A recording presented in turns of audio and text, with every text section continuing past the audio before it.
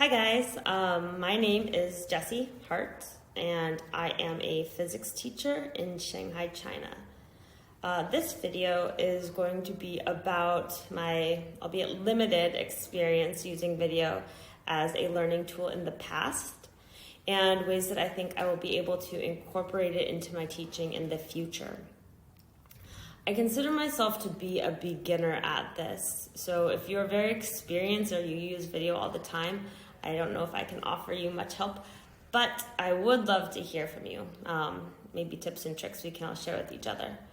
But most of my experience using video as a learning tool is with the Zoom app. I think we all have that in common due to the pandemic. And I think I was rather a passive user of Zoom. I would just allow it to record my lessons, including my PPTs and my audio and video. And then I would just upload them to our school website. That was a requirement our school had. But I was surprised that a lot of the students after the pandemic and we were in real class again, they told me that they found the videos they uploaded very, very helpful. Sometimes it was because of connection problems, so they had to rewatch it. But they found themselves rewatching some of the problems that I solved to help them study. So with this assignment, I've been thinking again about how Zoom video was actually really useful in a lot of ways. Now we're not required to use Zoom anymore. Doing some of those things that I did in Zoom and recording that, I think I can incorporate into my teaching again because they found it helpful.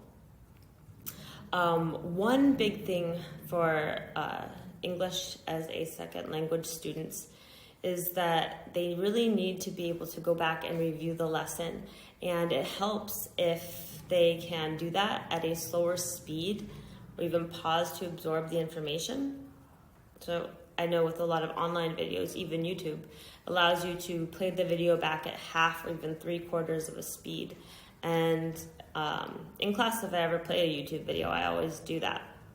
So doing that with my lessons, I think, would help the students a lot too. Another thing, as a physics teacher, I know a lot of them really valued being able to go back and replay the more difficult problems that I solved in class to help them study for exams. In fact, this is already a super popular thing to do on YouTube. Physics teachers, math teachers, they will make videos solving step-by-step physics and math IB and A-level problems. And students love that. Those are super popular. I think that that is something that I can start to do for my students personally this year. One thing, using this app Loom, another feature of it is that you can record not only videos like I'm doing right now, but you can do a screen record. And the screen record feature is useful because it's not like the normal, just native Apple screen record, which records the screen's audio and whatever is going on the screen. You can use your microphone to record too. So I would be able to use maybe an app like Whiteboard, which is Microsoft or Google, I forget which. But Whiteboard is a really useful app where you just have like an infinite whiteboard to write on your tablet. So you could record that, solve a problem or whatever subject you teach, and use your microphone to also describe every step of the process. So I think that's something I will start to do for my students this year. What else?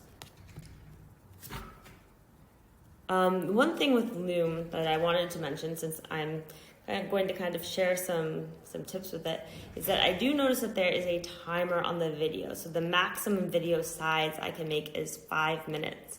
And I'm actually almost out of time right now. So I know these tips are a little bit simple, but I really hadn't thought about using these in my class until this assignment. So I'm eager to do that. But I would like to know what some other people's experiences with other apps.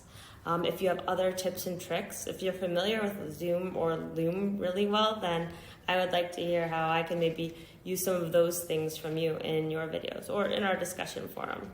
But anyway, yeah, I am about out of time, so I will see you in virtual class.